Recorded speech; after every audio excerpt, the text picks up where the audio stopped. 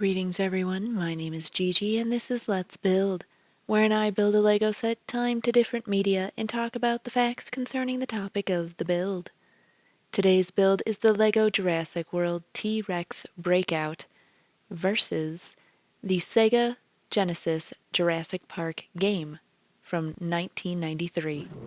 The footage I am using for this game is for science, educational, research purposes. My content is transformative and protected under fair use. All footage is time-lapse with commentary. There will be spoilers for Jurassic Park. You have been warned. Specifications of the LEGO set. Ready to direct the action, this LEGO Jurassic Park T-Rex Breakout build and display model is worthy of a repeat viewing as the epic Jurassic Park movie scene that inspired it. It features a poseable T-Rex figure stomping on a flipped, crushed Ford Explorer, a second Ford Explorer, and a smashed electric fence. Recreate the drama with Alan Grant, Ian Malcolm, Tim Murphy and Lex Murphy minifigures, buildable night vision goggles, a flare, and 2 water glass elements, plus many other references to the famous scene. Delightful gift. This collectible model makes a super treat for yourself or a gift for other adult Jurassic Park fans and experienced dinosaur-loving LEGO builders. It comes with a step-by-step instructions so you can relax and enjoy your nostalgic creative journey. Unbox and unwind. Welcome to LEGO Sets for Adults, a zone of zen for hands-on DIY projects. From movie magic to the wonders of the world, pop culture icons and more, there is a LEGO set waiting for you. Lose yourself in movie magic. Relive the Jurassic Park T-Rex breakout scene as you build this detailed LEGO display model. The 4 minifigures and a T-Rex, Alan Grant, Ian Malcolm, Tim and Lex Murphy, plus a poseable T-Rex figure to bring the scene to life. 2 Ford Explorers and an electric fence. A crushed, flipped off-roader with a missing tire, and a second vehicle with buildable CD-ROM touchscreen monitor next to a smashed electric fence. Many authentic details. Buildable night vision goggles, a flashlight, CD-ROM touchscreen monitor, goat chain and T-Rex footprints, plus accessory elements including 2 water glasses and flare. Fun gift idea.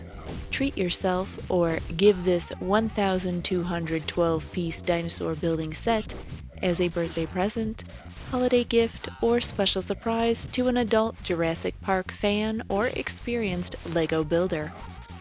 Made for display. This buildable model measures over 6 inches high, 23 inches wide, and 8.5 inches deep. Companion booklet. Includes step-by-step instructions to guide your building experience, plus interviews with the model designers, and the model's movie references are highlighted and explained. Adults welcome. This brick-built Jurassic Park memorabilia is part of a collection of premium quality LEGO sets designed for adults who enjoy fun, creative DIY projects. Bringing the iconic scene to life through LEGO bricks. Boy, do I hate being right all the time. Dr. Ian Malcolm's pompous predictions come true as the T-Rex escapes its paddock. I love Jurassic Park. For me, it's the ultimate blockbuster, and this job gave me the perfect excuse to re-watch it at least 5 times as part of the process. All in the name of research, of course. I'm especially proud of the shaping of the T-Rex's head and the use of the LEGO Speed Champion's windshield as the canopy of the Ford Explorer. But more specifically, there's a green plate that I put inside the T-Rex that references the genetic makeup of all the dinosaurs at Jurassic Park. It's a simple touch, but I like that it's there. Atticus Cy McCarthy, LEGO designer. Don't move. Dr. Alan Grant offers a slightly hopeful solution to avoid being eaten. This model is a collaboration between Atticus, a fellow LEGO designer, and me. Atticus focused on the main vehicle and the T-Rex while I worked on the display base and flipped car. We're both huge fans of the movie, so we know how exactly what this scene means to people, which meant there was definitely some pressure to make it perfect.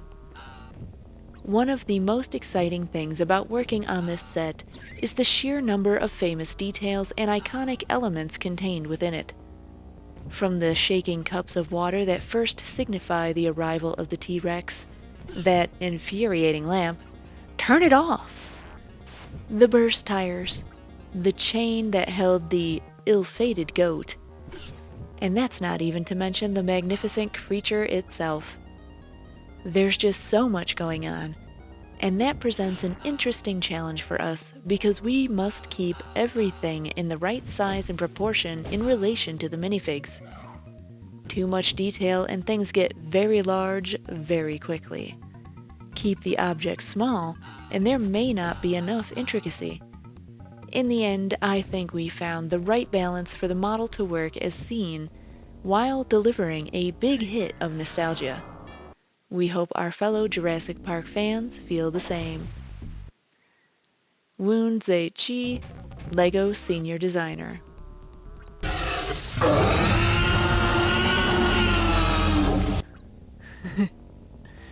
The T-Rex introduces himself to a terrified Tim and Lex Murphy. Side note here, this should say herself, since all the dinosaurs canonically are engineered to be female. It was my role to bring to life all the graphic elements within the set, particularly all the signs and stickers. It was a real honor to be able to work on the Ford Explorer, as it's the first time this has been brought to life in a LEGO set, and I knew it's something fans have been calling for. I wanted to make it feel completely authentic and cover all those fun little details like the warning signs and the touchscreen inside the car. I'm also really pleased with how the T-Rex's eyes came out, especially as they're such a memorable and scary part of the scene. Casper Gladher, LEGO graphic designer. Jurassic Park is a 1993 American science fiction action film directed by Steven Spielberg, produced by Kathleen Kennedy and Gerald R. Mullen, and starring Sam Neill, Laura Dern, Jeff Goldblum, and Richard Attenborough. Written by Michael Crichton and David Coep, and based on Crichton's 1990 novel. The film is set in the fictional island of Isla Nublar, near Costa Rica, where wealthy businessman John Hammond and a team of genetic scientists have created a wildlife park of de-extinct dinosaurs. When industrial sabotage leads to a catastrophic shutdown of the park's power facilities and security precautions, a small group of visitors struggle to survive and escape the now perilous island. Before Crichton's novel was published, 4 studios put in bids for its film rights. With the backing of Universal Pictures, Spielberg acquired the rights for $1.5 million. Crichton was hired for an additional $500,000 to adapt the novel for screen. Coep wrote the final draft, which left out much of the novel's exposition and violence, making numerous changes to the characters. Filming took place in California and Hawaii from August to November of 1992, and post-production lasted until May of 1993, supervised by Spielberg in Poland as he filmed Schindler's List. The dinosaurs were created with groundbreaking computer-generated imagery by Industrial Light and Magic, and with the life-sized animatronic dinosaurs built by Stan Winston's team. To showcase the film's sound design, which included a mixture of various animal noises for the dinosaur sounds, Spielberg invested in the creation of DTS, a company specializing in digital surround sound formats. The film was backed by an extensive $65 million marketing campaign, which included licensing deals for over 100 companies. Jurassic Park premiered on June 9, 1993, at the Uptown Theater in Washington, D.C., and was released 2 days later throughout the United States. It was a blockbuster hit and went on to gross over $914 million worldwide in its original theatrical run, surpassing Steven Spielberg's own E.T. the Extraterrestrial, to become the highest-grossing film of all time until the release of Titanic in '97, surpassing it in early '98. The film received critical acclaim with praise to its special effects, sound design, action sequences, John Williams' score, and Spielberg's direction. The film won 20 awards, including 3 Academy Awards for technical achievements in visual effects and sound design.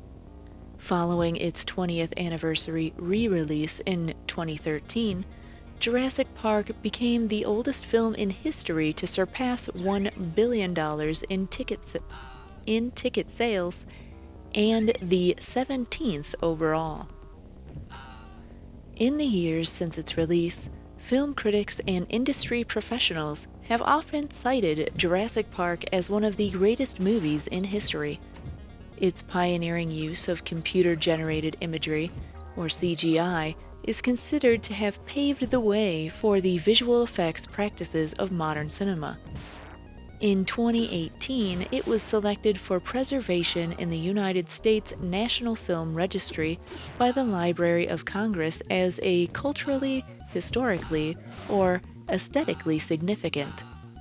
The film spawned a multimedia franchise that includes 6 sequels, video games, park attractions, comic books, and various merchandise.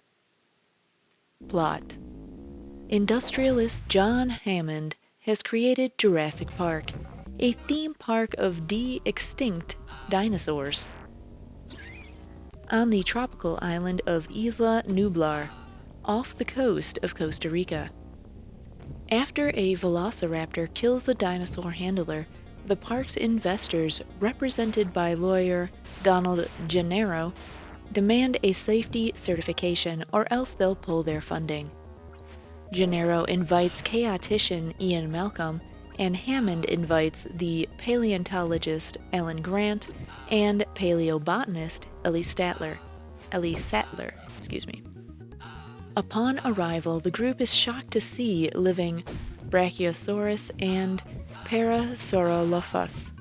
At the park's visitors center, the group learns that the cloning was accomplished by extracting dinosaur DNA from prehistoric mosquitoes preserved in amber. DNA from frogs, among other animals, was used to fill in the gaps in the dinosaur's genome. To prevent breeding, the dinosaurs were made female by direct chromosome manipulation. The group witnesses the hatching of a baby velociraptor and visits the raptor enclosure. During lunch, the group debates the ethics of cloning and the park's creation. Malcolm warns that the implications of the genetic engineering, while Grant and Sattler express uncertainty over the ability of humans and dinosaurs to coexist. Hammond's grandchildren, Lex and Tim, join the others for a park tour while Hammond oversees them from the control room. Most of the dinosaurs fail to appear, and the group encounters a sick Triceratops. The tour is cut short as a tropical storm approaches. The park employees leave for the mainland on a boat, while the visitors return to their rail-electric tour vehicles, except for Sattler, who stays behind with the park's veterinarian, Dr. Harding, to study the sick Triceratops. Jurassic Park's disgruntled lead computer programmer, Dennis Nedry, was previously bribed by Lewis Dodson, a man working for Hammond's corporate rival to steal frozen dinosaur embryos. He deactivates the park's security system to access the embryo storage room and stores them inside a container disguised as a Barbasol shaving cream can. Nedry's sabotage cuts the power to the tour vehicles, stranding them as they near the park's Tyrannosaurus Rex paddock. Most of the park's electric fences have also been deactivated, allowing the Tyrannosaurus to escape and attack the group. After the Tyrannosaurus overturns a tour vehicle, it injures Malcolm and devours Gennaro while Grant, Lex, and Tim escape. On his way to deliver the embryos to the island's docks, Nedry gets lost in the rain, crashes his Jeep Wrangler, and is killed by a venom-spitting Dilophosaurus. Sattler helps the game warden, Robert Muldoon, search for survivors. They find Malcolm just before the Tyrannosaurus returns and chases them away. Grant, Tim, and Lex take shelter in a treetop and encounter a Brachiosaurus herd. They discover the broken shells of dinosaur eggs the following morning.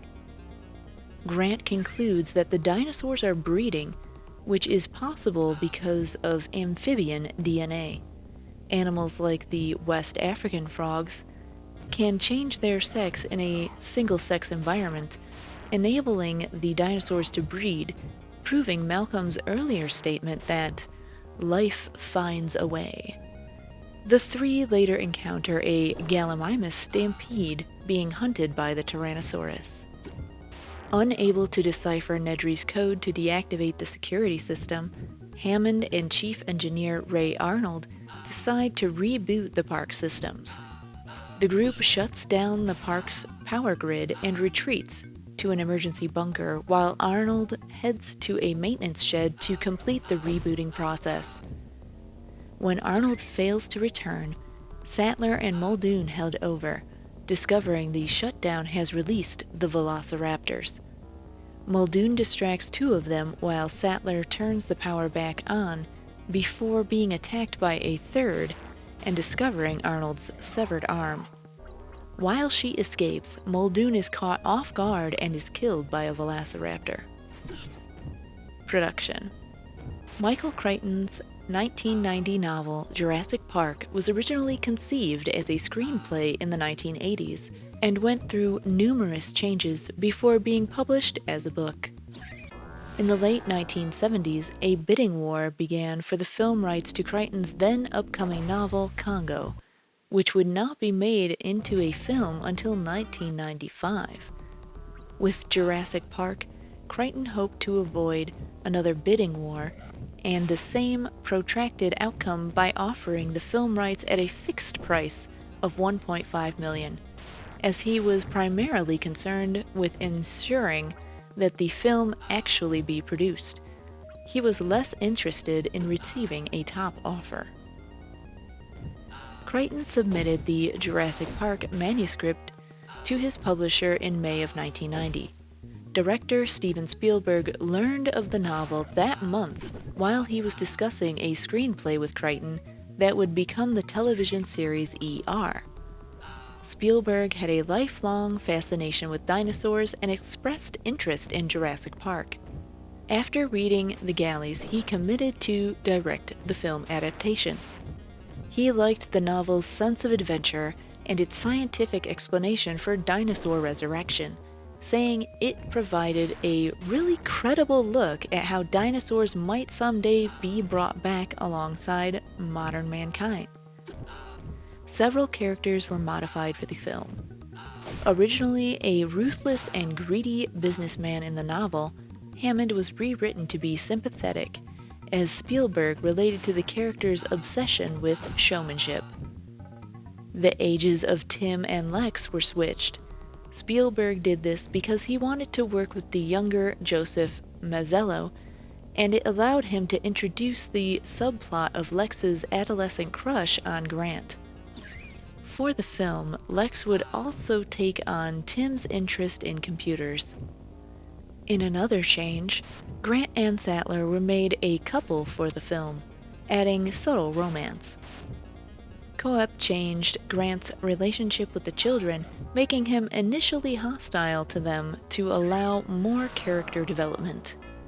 This is partly reflected through his relationship with Sattler, who wants them to have children of their own. Removed from the film was Ed Regis, the park's public relations chief, whose cowardly traits were merged into Donald Gennaro. Several other characters were reduced to one scene each, including Henry Wu, Dr. Harding, and Dodgson. Design. Production designer Rick Carter did not want the fictional theme park to have a lot of commercialized edifices that feel shallow and overly bright and overly energetic. Even though that is something that the park would probably evolve into if it were finished, I thought as a film it would feel shallow. This is, after all, not Disneyland. The exterior design of the park's visitor center was loosely based on a Jerusalem temple.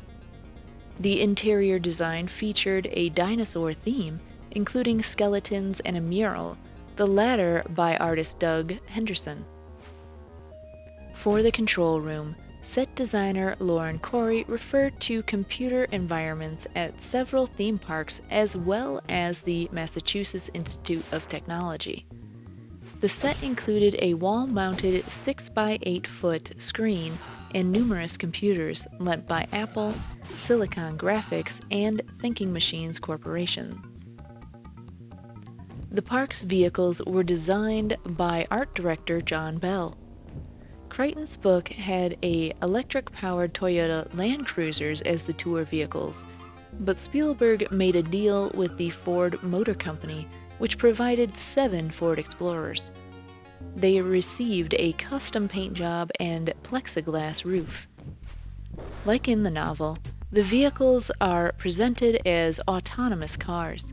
They travel on a track that, in reality, was non-functional.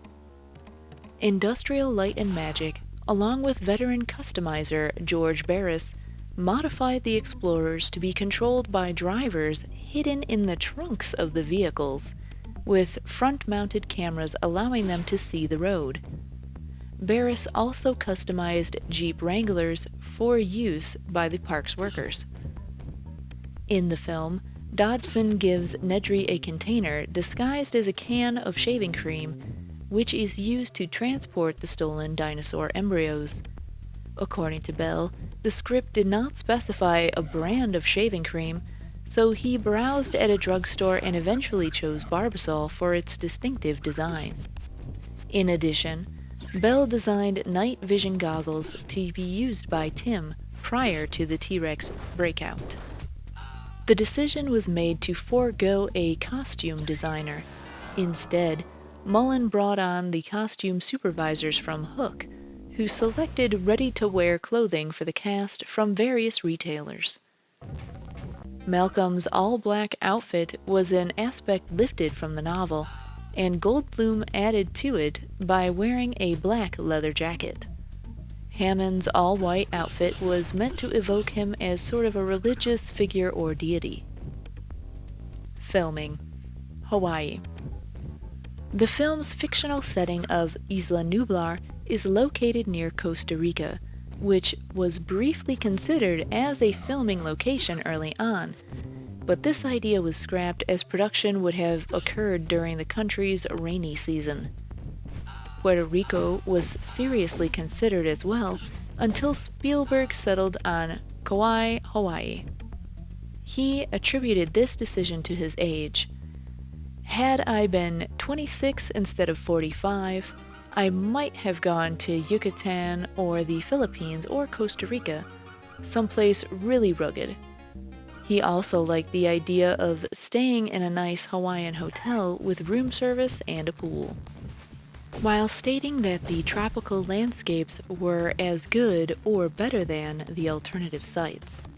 In addition, Spielberg was familiar with Hawaii, having filmed there in the past, and was concerned about infrastructure and accessibility at other locations. Set construction began early in June 1992, nearly 3 months before the start of filming. Some of the locations were remote and were only accessible with off-road vehicles. After 25 months of pre-production, filming began on August 24, 1992 at Olokeli Canyon. The 3-week Kauai shoot was focused on exterior scenes, many of them set on Isla Nublar during daytime. Spontaneous cloud coverage occurred frequently, necessitating the use of lighting and film exposure tricks in order to match with previously shot footage. Scenes of the park's visitors arriving and departing Isla Nublar via helicopter were filmed at Manawaiapuna Falls, which became commonly known as Jurassic Falls after the film's release. Keopuka Rock, alternatively known as Jurassic Rock, was used for an early shot of the helicopter as it approaches Isla Nublar. The rock is located near the island of Maui, but filming otherwise continued on Kauai. The exterior of the Jurassic Park Visitor Center was built on the grounds of the Valley House Plantation Estate. It was constructed as a 60-foot high facade, nearly 200 feet in length. A Jurassic Park gate, marking the start of the theme park tour, was built at the base of Mount Wailea. An early scene, set at an amber mine in the Dominican Republic, was filmed near Ho'opai Falls. A meeting between Nedry and Dodson was shot in Kapa, standing in for San Jose, Costa Rica. The raptor enclosure set was built at Limahuli Garden and Preserve, operated by the National Tropical Botanical Garden. Allerton Garden, another National Tropical Botanical Garden property, was used in 2 instances: a set depicting the maintenance shed exterior, and a scene in which Grant discovers a dinosaur nest and realizes the animals are breeding. Towering fences standing 24 feet were among the on-site construction work, representing the electrified perimeters of the T-Rex enclosure during daytime scenes. Despite the simple design of the fencing, the project proved to be one of the most difficult for the production crew, as one of the filming sites was the remote Olokeli Canyon. Special effects supervisor Michael Lantieri said, "We had to haul all of this steel up there, drill holes like you would for telephone poles, pour concrete, and then pull all of the cables, which were 3/4-inch aluminum with steel in the middle." The longest stretch of fence measured over 200 feet, and more than 6 miles of cable were used. Spielberg wanted to avoid sagging in the cables, so the crew hired workers from a local company that was experienced with power lines. Lantieri called the project an enormous job and for very little payoff. People would look at the movie and say, "Oh, there's a fence," and never realizing what it took to get it there. The canyon location was used for a scene in which Grant and the children, on their way to the visitor center, must climb over the fence to proceed. On September 11, 1992, the last scheduled day of the Kauai shoot, Hurricane Iniki passed directly over the island. The cast and crew found out too late about the impending hurricane and took shelter at their hotel. Spielberg and a small crew ventured outside during the hurricane to capture some brief footage used in the film to depict the storm that hits Isla Nublar. A final scene depicting a gallimimus herd was set to be shot on Kauai, but the island was ravaged by the hurricane. The scene was instead filmed 2 weeks later at Kaulua Ranch, located on the island of Oahu. With its high cliffs, the ranch was considered more attractive than the empty plain that was originally planned for the scene. Despite the hurricane, the Hawaiian shoot became essentially on budget and on schedule. In California, by September 15, 1992, the cast and crew had moved to California, where the remainder of filming was scheduled to take place primarily on sound stages. The majority of stage shooting occurred at Universal Studio Lot in Los Angeles area. Among the first sets to be shot there was an industrial-sized kitchen for when the raptors stalk Lex and Tim.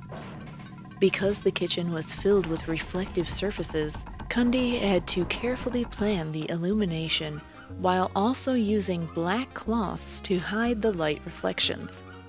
The scene was shot on Stage 24, and other stages at Universal would also be used for Jurassic Park. Filming moved to Stage 23 for scenes involving the maintenance shed interior before moving to Red Rock Canyon, which stood in as Grant's paleontological dig site. The filmmakers originally planned to shoot in Montana, where the scene is set, but this was scrapped to save time and money. Jack Horner, the film's paleontological advisor, was consulted to ensure an accurate representation of a dig site, although other paleontologists have found the scene to be overly simplified and unrealistic. Filming continued to progress ahead of schedule, with Spielberg crediting the project's extensive use of storyboards. Back at Universal, Stage 27 was decorated with real and synthetic jungle vegetation for various scenes. The stage was used to initially depict Grant helping Tim out of the tour vehicle after it had been shoved over a cliff by the T-Rex and into a tree. Upon retrieving Tim, the vehicle begins to drop through the tree foliage, forcing the humans to quickly descend before being crushed. This was one of the most challenging scenes to shoot and required the creation of a 50-foot artificial tree made of steel, with the vehicle drop down the tree multiple times to acquire the needed footage. Spielberg wanted the tree to appear 3 times taller than it actually was, so 3 sides were each decorated to represent a different portion of the vehicle drop. The same steel structure was then redressed to serve as a different tree for a scene in which Grant and the children take refuge and encounter a Brachiosaurus. Stage 28 was used for scenes taking place in the park's control room and laboratory. Wong shot his scene in the latter set over the course of a day or two. Universal lacked a stage large enough to accommodate the T-Rex Breakout set, which was instead filmed on Stage 16 at Warner Brothers Studios, located nearby. Filming began there on October 27, 1992, with the stage decorated to match the Hawaiian footage. The sequence is set at night during a storm, and the stage included rain machines and mud, making the shoot wet and messy for the cast and crew. Spielberg anticipated that the sequence could almost be the most difficult to film due to the rain machines and the logistics of using a life-size T-Rex animatronic. Complications arose when the T-Rex began to shake and quiver from extra weight, as the dinosaur's foam rubber skin had absorbed a significant amount of the rainwater. Crew members had to dry the model with chamois between takes. The animatronic also lost a tooth during a scene in which it attacks the glass roof on one of the tour vehicles. An early shot of the sequence focuses on a dashboard of one of the vehicles with ripples forming from a glass of water, caused by the footsteps of the approaching T-Rex. This was inspired by Spielberg listening to Earth, Wind, and Fire in his car, and the vibrations the bass rhythm caused. Lantieri was unsure how to create the shot until the night before filming, when he put his glass of water on his guitar, which achieved the concentric circles in the water that Spielberg wanted. The next morning, guitar strings were put inside the car, and a man on the floor plucked them to achieve the effect. Like Gennaro, Malcolm was originally scripted to flee in fear of the T-Rex. This was changed with an on-set suggestion by Goldblum himself, who felt that heroic action was better. Instead, the scene features Malcolm using a flare to distract the dinosaur, allowing Grant to retrieve the children from the wrecked tour vehicle.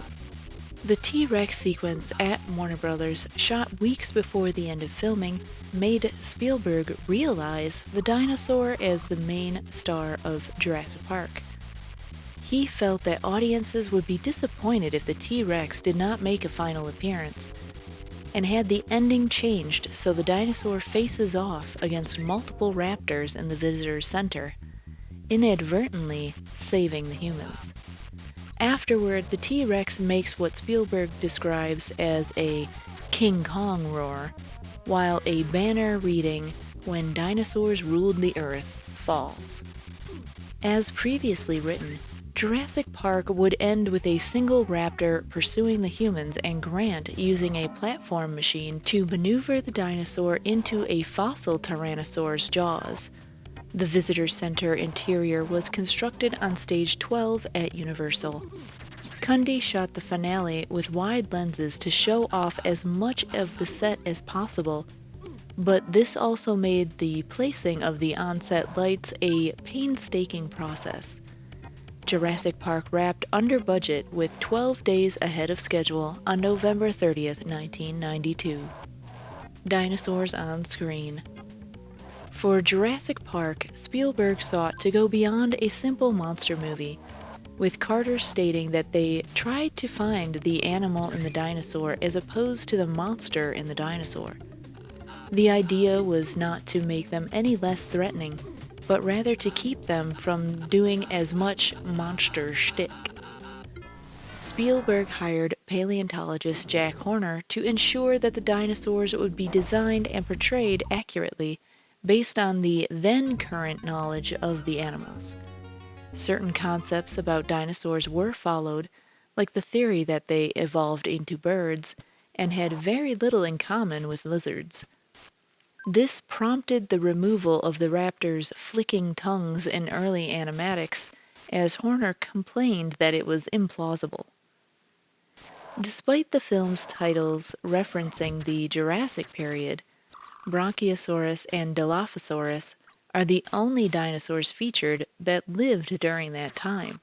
The other species in the film did not exist until the Cretaceous period.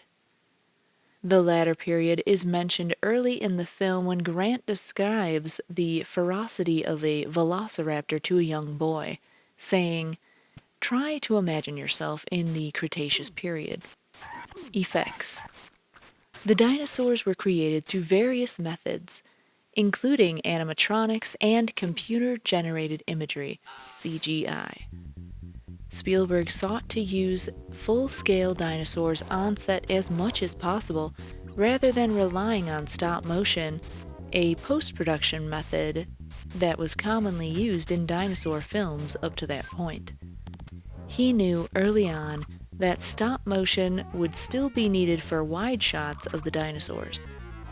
To help create the dinosaurs, Spielberg consulted and worked closely with Dennis Muren, an effects supervisor at Industrial Light and Magic, ILM, which had already provided effects for several of his films.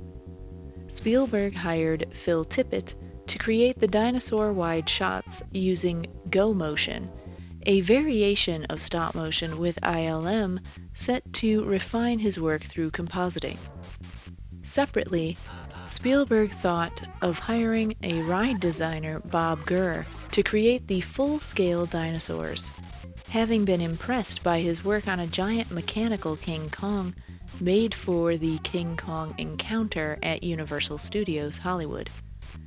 Upon reflection, Spielberg felt that Gurr's life-sized robots would be too expensive and unconvincing. Spielberg then contacted effects artist Stan Winston, having seen his work on the Alien Queen in the 1986 film Aliens. Winston said that the Queen was easy compared to a dinosaur animatronic because it was lightweight and did not have to look like a real animal. Nevertheless, he was intrigued by the offer to work on Jurassic Park. Winston had one of his company artists, Mark Crash McCreary, create numerous dinosaur sketches. These impressed Universal, which eventually led to them hiring Winston's team to make the film's on-set dinosaurs. Winston and ILM also worked together on the film Terminator 2: Judgment Day, released in 1991. As with previous films, Winston's workers consisted of two groups: the art department, responsible in this case for the dinosaur's outer appearance, and the mechanical department, which would handle the technical inner workings. Winston's crew created fully detailed models of the dinosaurs before modeling latex skins, which were fitted over complex robotics. Sound stages were considered the most ideal filming environment for the animatronics, allowing sets to be built on elevated platforms with the mechanics of the dinosaurs concealed underneath.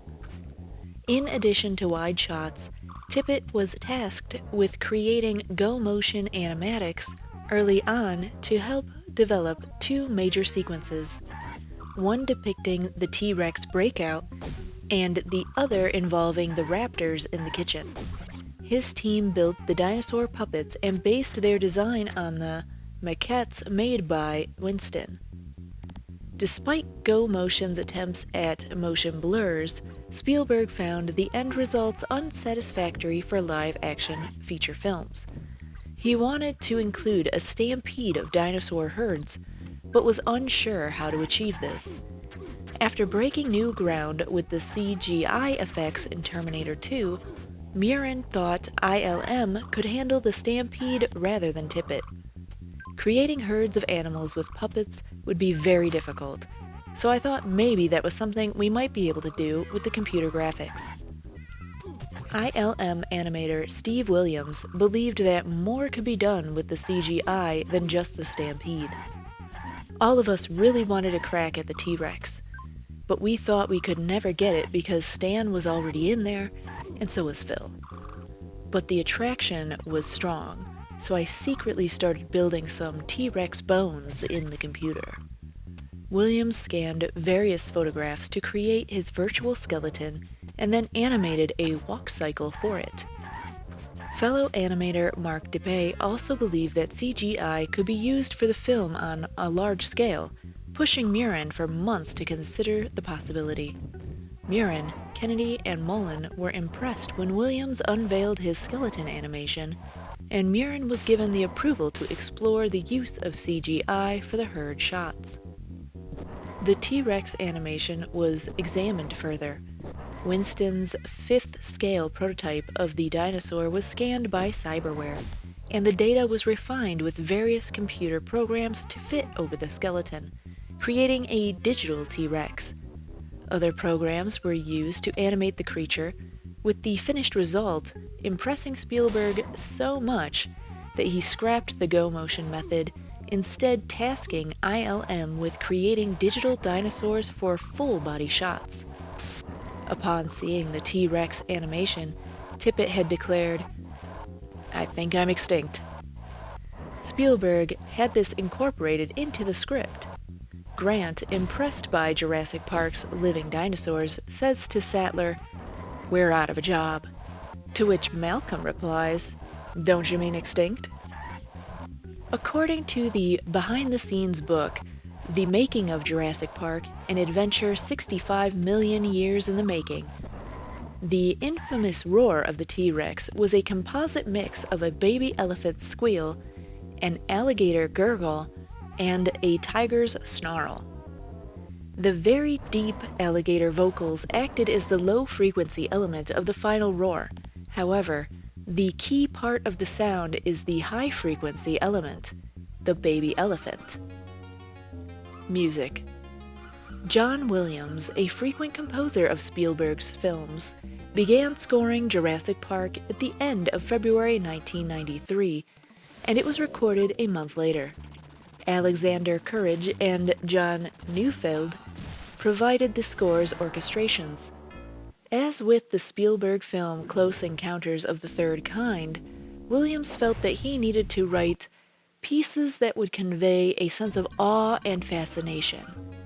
Given that the film dealt with the overwhelming happiness and excitement of seeing live dinosaurs, more suspenseful scenes, such as the Tyrannosaurus attack, required frightening themes.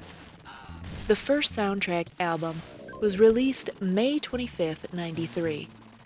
For the 20th anniversary of the film's release, a new soundtrack was issued for digital download on April 9, 2013, including 4 bonus tracks selected by Williams. Jurassic Park is a 1993 video game developed by Blue Sky Software and published by SEGA for the Sega Mega Drive or Genesis. It was released as part of the tie-in merchandise to the 1993 film of the same name, Jurassic Park. The game includes elements from Michael Crichton's 1990 novel, Jurassic Park, on which the film is based. In 1994, after the financial success of the film and its merchandise, SEGA released a sequel video game titled Jurassic Park Rampage Edition. Jurassic Park is a standard side-scrolling action video game with platform gameplay elements. The end objective is to reach the end of each level using items placed at fixed locations. However, the game features a then uncommon variation in live action games, giving players the option of using 2 characters that played independently to one another. The game is playable as either paleontologist Dr. Alan Grant or a velociraptor. Grant is the default character and can be switched to the raptor using the player option in the game's main menu. The game has 3 selectable difficulty levels. Medium is the default neutral setting, while hard means more damage taken from enemies, who move faster and attack more frequently. And easy mode makes for less troublesome foes, from which relatively little damage is taken. Each player is given 3 lives. When one is lost, the player restarts at the beginning of the level. A game over will reset the game entirely, although passwords were displayed in between levels, allowing the player to continue from a specific level rather than from the beginning. A password option is displayed in the game's main menu. While playing as Grant, his objective is to navigate through 7 areas of Isla Nublar and make it safely to the visitor center to escape via helicopter. He must contend with the various dinosaurs that roam the island, now free of their enclosures. Grant can use various weapons, including a tranquilizer gun, a stun gun, flash grenades, gas grenades, and a rocket launcher. All of these items require ammunition refills, which are scattered throughout the island, sometimes in hard-to-reach places. Grant's recovery item is a first aid kit, a few of which occur in each level. The Velociraptor player character can jump higher than Grant and run much faster, although it can only attack from close range using its teeth or claws. The raptor's goal is to elude or eliminate the Jurassic Park security guards and corner Grant at the visitor center. The raptor plays for only 5 levels. Along the way, stray dinosaurs can be bothersome for the raptor, who can knock them out. The enemy guards wield grenades and missiles, but can be easily overpowered by the raptor, although the final level increases the guard's presence and temperament.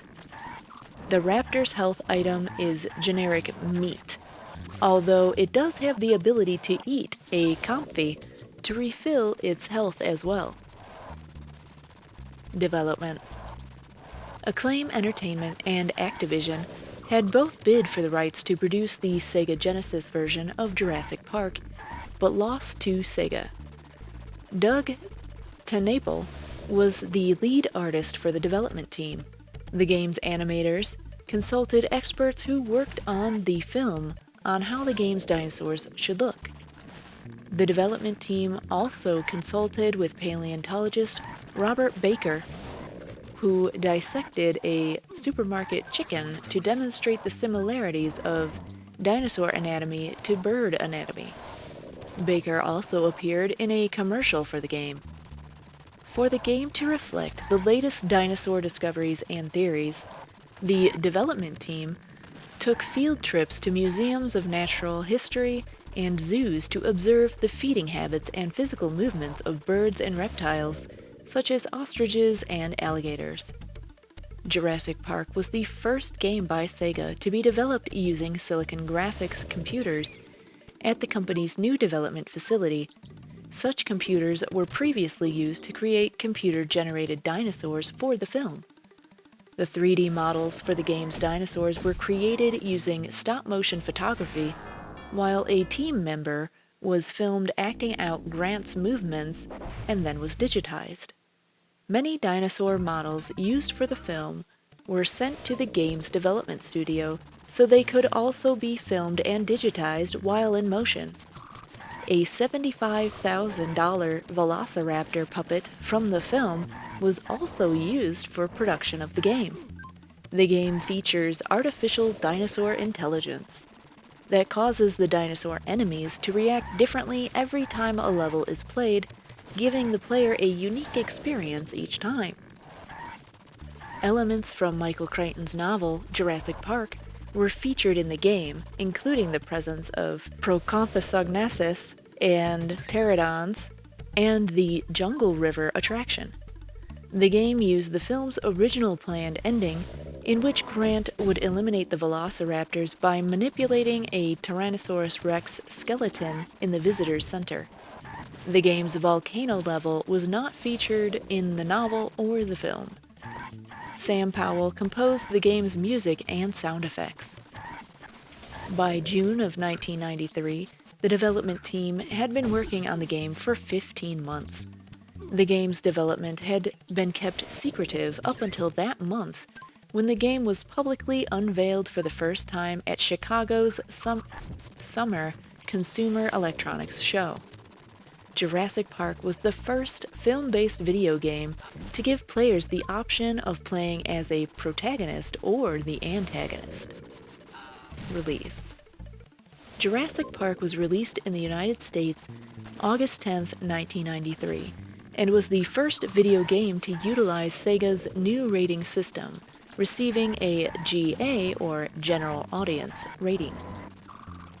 In 2023, Limited Run Games re-released the game as part of Jurassic Park Classic Games Collection on Nintendo Switch, PlayStation 4, PlayStation 4, PlayStation 5, and Xbox Series XS. Reception. Approximately 250,000 copies were sold within the first week of the game's US release, totaling a record $13.8 million. Rocky Mountain News wrote that the film had all the elements to make a video game classic. Too bad Sega didn't see that. In all its 16 megabit, Spielberg licensed, digitized, graphically detailed glory, the game still grates, bores, and frustrates. William Schiffman of the Associated Press favorably compared the game to Flashback, calling it a winner, writing that playing Jurassic Park is as much fun as seeing the movie, maybe better. Graphics are great, controls excellent, and the sound, both music and effects, is perfect. Joel Easley of Scripps Howard News Service considered the game too easy and criticized the background graphics, although he praised the awesome designs of the main characters and T-Rex, as well as the cool ability to play as either Grant or the Velociraptor. Pat Ferguson, a video game industry analyst, called the game's characters' choices the great hook here, and stated that Sega had combined all the best of 16-bit video games in Jurassic Park. The quality of the graphics is as good as it's going to get, and the sound is the highest quality I can recall in any video game. Bob Strauss of Entertainment Weekly called the game a blast. In a review later, in All Game, Christopher Michael Baker praised the graphics and the ability to play as either Grant or the Raptor, and the sound effects and intelligence of the game's dinosaurs.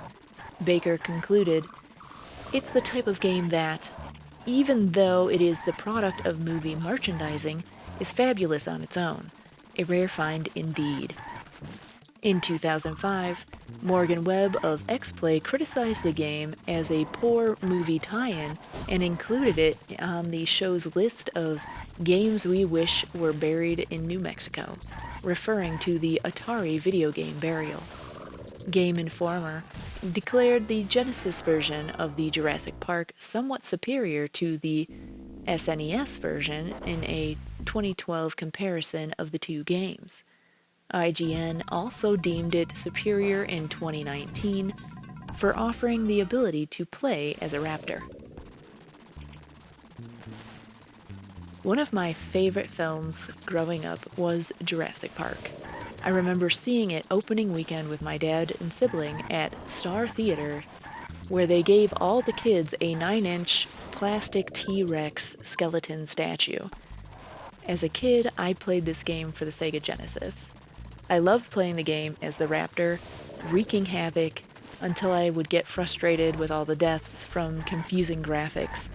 The game was pretty dark, and we weren't allowed to adjust the TV settings. And sometimes I couldn't tell what was in the background and what I could actually interact with. Level designs are trial and error, map memorization, and leaps of faith. There was one problem I had with the LEGO set itself, which was a piece, the 6161298, a plate 2x8 with door rail, was missing from the set. I did use the website to fill out the missing pieces form and received the plate about 3 weeks later. The total build time was 3 hours, 9 minutes, 45 seconds. You could watch all of Jurassic Park at 122 minutes and about an hour of the sequel, The Lost World, Jurassic Park. Let me know what you think in the comments section below.